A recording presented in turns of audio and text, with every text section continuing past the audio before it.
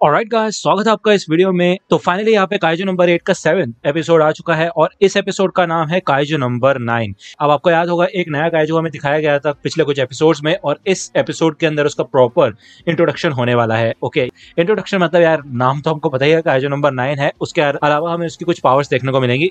Anyway, अगर आप ये पूरा एपिसोड देखना चाहते हो, सारे फाइट सीन्स देखना चाहते हो, तो मैंने ये एपिसोड ऑलरेडी अपने टेलीग्राम चैनल पर शेयर कर दिया है। वहां जाके आप इस एपिसोड को एंजॉय कर सकते हो। ठीक है, तो चलिए फिर ये वीडियो शुरू कर लेते हैं और बाकी बातें वीडियो के एंड में कर लेंगे। अब जैसा कि आपको याद होगा लास्ट एपिसोड के अंदर इस होंजो की यहाँ पे काफी बुरी तरीके से वाट लगाई गई थी। ओके, इधर काफका ने भी अपने टैलेंट का काफी अच्छा खासा इस्तेमाल करके कोर का पता लगाया था, इन योजूस को खत्म करने का आइडिया बताए थे और साथ ही साथ रिप्रोडक्टिव ऑर्गन्स की इन्फॉर्मेशन भी दी थी होशिना को। ठीक है ना, भले यहाँ पे मीना ने इस होंजो को खत्म कर दिया होता है, लेकिन उसके बाद भी यहाँ पे कई सारे योजूस होते हैं जो कि उसकी बॉडी में से झुंड में से बाहर निकल रहे होते हैं। वही दूसरी ओर इहारू और इचिकावा का सामना काइजू नंबर 9 से होता है, जो कि एक क्लीनिंग स्क्वाड का ही मेंबर होता है और वो इंसानी फॉर्म में होता है इस समय। ठीक है ना, और मेरे ख्याल से मैं ये बात पहले बोल चुका हूँ, लेकिन फिर से बोल देता हूँ कि यार इस एनिमे का जो इंट्रो सॉन्ग है ना, सच में काफी कमाल का लगता है मेरे को यार। सही में स्किप करने का मन नहीं करता, छोटा सा भी है और अच्छा भी है। इधर हमें क्लीनिंग स्क्वाड का सीन दिखाया जाता है जो कि भाई इंतजार कर रहे होते हैं इस लड़ाई के खत्म होने का, क्योंकि ऑब्वियसली बात है इनको पहले से बुला के रख लिया गया है। वो पता लगा है कि इनको अंदर जाने की इजाजत नहीं है अभी। ठीक है,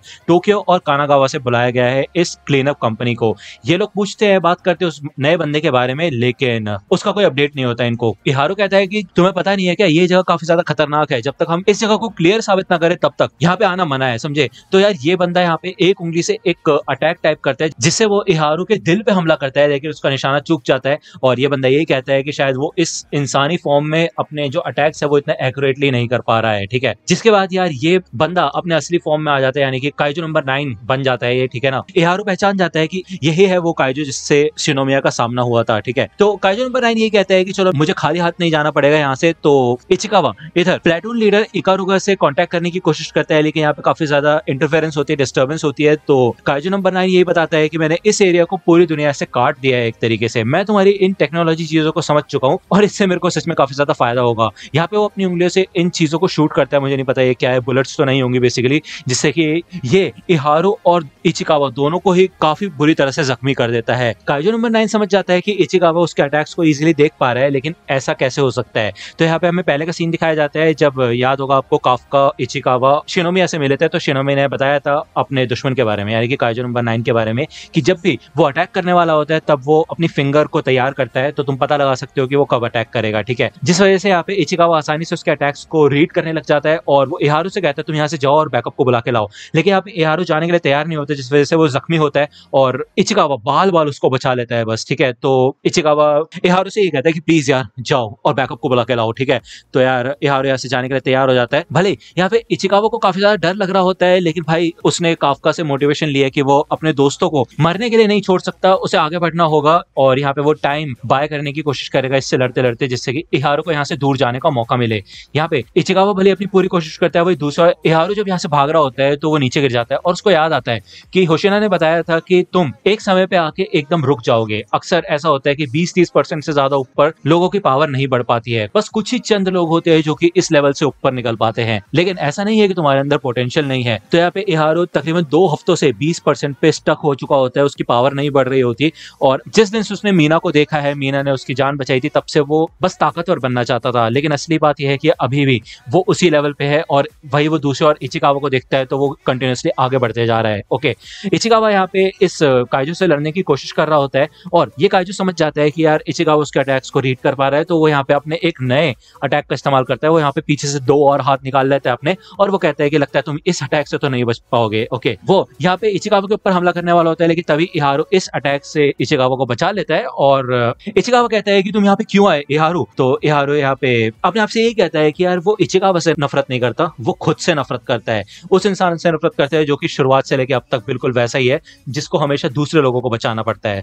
तो यार इसलिए वो यहाँ पे इचिकावा के लिए आया होता है। ओके, तो यहाँ पे उसे मरने के लिए नहीं छोड़ सकता। तो काइजू नंबर 9 कहता है कि तो तुम चाहते थे ये यहाँ से बच के भाग जाए, देखो मेरे होते हुए यहाँ पे कोई भी जिंदा और मुर्दा चीज मुझसे बच के नहीं जा सकती, समझे। तो इहारू कहता है सुन लिया ना तुमने, तो चलो फिर इससे लड़ना ही होगा और कोई चारा नहीं है, हम दोनों मिलकर इसको हराएंगे। रेनो, मैं तुम्हारे लिए ओपनिंग क्रिएट करूंगा और तुम अपनी पूरी जी जान से उसको मारना। ठीक है, तो यहाँ पे इहारू होता है पीछे, वो अपनी गन्स तैयार करता है और एक काफी यूनिक बुलेट का इस्तेमाल करता है जो कि एक कंडक्टर बुलेट होती है, जिससे कि काइजू काइजू नंबर 9 थोड़ा कंफ्यूज हो जाता है। इसका फायदा उठा के इचिकावा आगे आता है और वो अपनी मैक्सिमम कॉम्बैट पावर का इस्तेमाल करता है और भगवान से ये प्रे करता है कि बस एक चांस, बस एक बार के लिए उसको शिनोमिया और कैप्टर आशिरो से ज्यादा ताकत दी जाए। और यहाँ पे सच में वो काफी कमाल की कॉम्बैट पावर अनलीश करता है और यहाँ पे धज्जिया से उड़ा देता है, वो धुआं धुआं हो जाता है। लेकिन हमें दिखाया जाता है यहाँ पे इन जो काइजूस की लास्ट टाइप होती है, कॉप्स होता है बेसिकली। यहाँ पे काइजू नंबर 9 ने अपने आसपास इन कॉप्स को बिछा लिया होता है एक तरीके से बैरियर की तरह, ठीक है। जिसके बाद यहाँ पे इस कॉप्स के अंदर से बाहर निकलता है काइजू नंबर 9 और भाई वाट लगा देता है इचिकावा की, ठीक है। वही दूसरी ओर इकारुगा होशिना को कांटेक्ट करके बताता है कि हमारा कांटेक्ट इहारो और इचिकावा से टूट चुका है और ना ही हमें उनके वाइटल्स के बारे में कोई इन्फॉर्मेशन है, हमें पता नहीं है वो कहाँ पे है। तो ये बात काफका सुन लेता है और हमें दिखाया जाता है कि इन मरी हुई बॉडीज के अंदर से कुछ कुछ निकलने लग जाता है अजीब सा, ठीक है। ये चीज ये लोग नोटिस भी करते हैं। तभी यहाँ पे किकोरू भी आ जाती है और किकोरू समझ जाती है कि यहाँ पे काइजू नंबर 9 आ चुका है। बेसिकली ये दोनों ही समझ जाते हैं, ठीक है। वही दूसरी ओर हमें दिखाया जाता है कि इचिकावा बुरी तरह से जख्मी हो चुका होता है, उसकी पूरी बॉडी जल रही होती है और बहुत खून निकल रहा होता है उसकी बॉडी से, लेकिन वो फिर भी यहाँ पे उठने की कोशिश करता है और वो कहता है कि जब तक वो जिंदा है तब तक ये बैटल खत्म नहीं होगी। तो यार काइजू नंबर 9 काफी चिढ़ जाता है और वो कहता है ऐसा लगता है कि इंसान की हरकतों को रोकने का और कोई चारा नहीं है बजाय उसको जान से मारने के।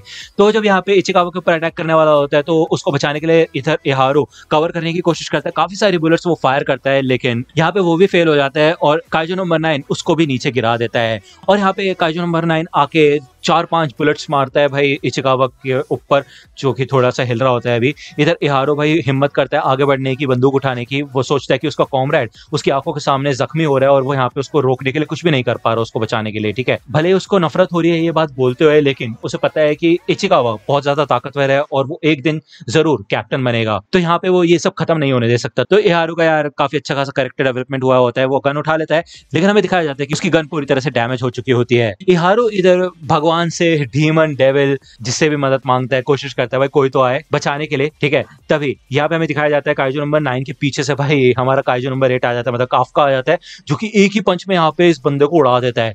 ये सोच में पड़ जाता है, ये बोलता है भाई चल क्या रहा है, मेरी टांगे और मेरा शरीर तो अलग से दिख रहा है मेरे को, ओ हाँ मेरी गर्दन ही लगता है अलग हो चुकी है। तो भाई इसके तो होश उड़ चुके होते हैं और काफका देख लेता है कि यहाँ पे इचिकावा बुरी तरह से जख्मी है। यहाँ पे इचिकावा में ये सोचता है कि उसने सोचा था कि वो फिर से काफका को कोई और रीजन नहीं देगा कि उनको ट्रांसफॉर्म होना पड़े, लेकिन ऐसा हो ही गया एंड में आके। इहारो ये देख के शॉक हो जाता है कि एक और ह्यूमनाइड टाइप का काइजू इधर आ चुका है और भाई दूसरी ओर काइजू नंबर 9 अपने आप को भाई जोड़ने की कोशिश कर रहा होता है, ठीक है। काफका यहाँ पे इचिकावा को साइड में लाके बिठा देता है और कहते हैं चिंता मत करो, अपनी बॉडी को, अपने वुंड्स को हील करने दो। अब इस बात पे लेक्चर तो नहीं चाहिए ना तुमको चिंता मत करो मैं उसको संभाल लूंगा, ठीक है। तो यार यहाँ पे जब काफका आगे बढ़ रहा होता है तो इचिकावा को पता होता है कि काफका बहुत ज्यादा ताकतवर है, लेकिन काइजू नंबर 9 को लेकर उसको अलग ही फीलिंग आ रही होती है, भाई कुछ तो खतरनाक है ये चीज। काइजू नंबर 9 कहता है कि देखो मुझे पता है कि तुम भी एक काइजू हो, तो तुम मेरे रास्ते में क्यों आ रहे हो, और वैसे जितना मैंने सोचा था उससे कई ज्यादा ताकतवर हो तुम, ऐसा लगता है कि मैं तुम्हारी लाश को अच्छे से यूज कर सकता हूँ। यहाँ पे वो अपनी इस बुलेट से काफका को जख्मी कर देता है, जिसको देख के इचिकावा भी शॉक हो जाता है,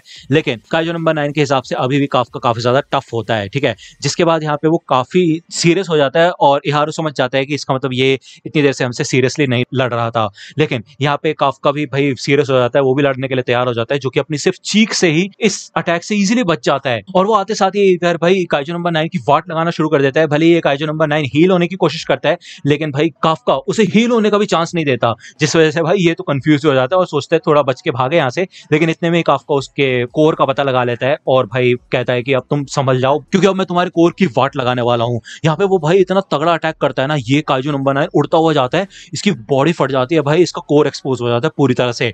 यहाँ पे काफका आ चुका होता है इसके कोर को खत्म करने के लिए, लेकिन इकारुगा प्लेटून के 2 बंदे यहाँ पे आ चुके होते हैं और ये लोग कहते हैं कि हमें एक ह्यूमनॉइड काइजू दिखाए जो कि बिल्कुल काइजू नंबर 8 जैसा दिख रहा है। वही दूसरी ओर हमें शिनोमिया का सीन दिखाया जाता है, जो कि इस योजू से लड़ रही होती है और वो समझ जाती है इसकी वीकनेस, और यहाँ पे एक साइन बोर्ड से वो इसको चीर के रख देती है, ठीक है। वो कहती है कि वो कितनी दूर गया होगा। तो यहाँ पे हमें पहले का सीन दिखाया जाता है जब ये दोनों यहाँ पे इचिकावा को ढूंढने की बात कर रहे होते हैं और काफका ट्रांसफॉर्म होकर यहाँ से निकल जाता है। तो शिनोमिया यही सोच रही होती है कि ये लोग गए कहाँ होंगे। तभी इकारुगा प्लेटून का जो अनाउंसमेंट होती है कि उनको सेक्टर फॉक्सट्रॉट में एक ह्यूमनॉइड काइजू मिला है, ठीक है। तो ये देख के शिनोमिया समझ जाती है कि वो और कोई नहीं बल्कि काफका है। ओके, इतने टाइम में भाई काइजू नंबर 9 इजीली हील हो जाता है पूरी तरह से और वो कहता है कि अब मुझे समझ आ गया तुम किस तरीके से काम करते हो, अगली बार मैं तुम्हें आसानी से जान से मार सकता हूँ। तो यार यहाँ पे वो इन दोनों प्लेटून मेंबर्स के ऊपर हमला करता है, लेकिन काफका उन दोनों को ही बचा लेता है और काइजू नंबर 9 इधर से भाग जाता है। अब ऑब्वियस सी बात है उसको भी यहाँ से भागना होगा, तो यहाँ पे वो जमीन पे मुक्का मार के धूल धूल कर देता है और दूर भाग जाता है। उसे लगता है वो बच चुका है। एनीवे यहाँ पे इशिकावा और इहारू को बचाने के लिए ये लोग पहुंच चुके होते हैं, तो कोई चिंता वाली बात नहीं है। एक गली के अंदर से काफका जा रहा होता है। अब ऑब्वियस सी बात है वो भी जख्मी हुआ है इधर, तभी पीछे से होशिना आ जाता है। वो यहाँ पे लोगों को रिपोर्ट कर देता है और इधर वो फाइनली इस काइजू को खत्म करने के लिए आगे बढ़ता है। अब ऑब्वियस सी बात है यहाँ पे यार काफका अपने आप को बचाने की कोशिश करता है। उसको याद होता है कि कैसे होशिना ने पहले बताया था कि वो क्लोज रेंज अटैक में और छोटे काइजू के साथ लड़ने में काफी ज्यादा एक्सपर्ट है और आसानी से उनसे निपट सकता है। इसका मतलब ये है कि वो सही बोल रहा था, उसके अंदर काफी ज्यादा एक्सपीरियंस है। इधर होशिना को देख के वो यही कहते हैं कि पहले वैसे हमेशा उसके चेहरे पे एक अजीब सी स्माइल रहती थी, लेकिन अब वो सीरियस हो गया है। तो ऐसा लगता है वाइस कैप्टन होशिना जब वो काइजू उसको मार रहा होता है तो यहाँ पे होशिना अपने लिमिटर को रिमूव करने की परमिशन मांगता है। परमिशन ग्रांट कर दी जाती है और वो अपनी कॉम्बैट पावर अनलीश करता है, जो कि होती है 92% भाई साहब। और यहाँ पे फाइनली भाई होशिना अब काफी खतरनाक मूड में आ चुका है न्यूट्रलाइज करने के लिए काइजू नंबर 8 को। तो यार ऑब्वियस सी बात है यार, ये काफी खतरनाक एपिसोड था और मेरे को अब फाइनली जाके काइजू नंबर 8 के अंदर भी इंटरेस्ट बनने लगा है। एनीवे अगर आप ये एपिसोड देखना चाहते हो तो आप मेरे टेलीग्राम चैनल को जाके ज्वाइन कर सकते हो, लिंक आपको डिस्क्रिप्शन में मिल जाएगी, वहां पे मैंने ये एपिसोड डाल दिया है। अगर आपको ये वीडियो पसंद आई हो तो लाइक करना, सब्सक्राइब कर लो अगर चैनल पे नए हो तो। मिलता हूं आपसे अगली वीडियो में, तब तक के लिए गुड बाय।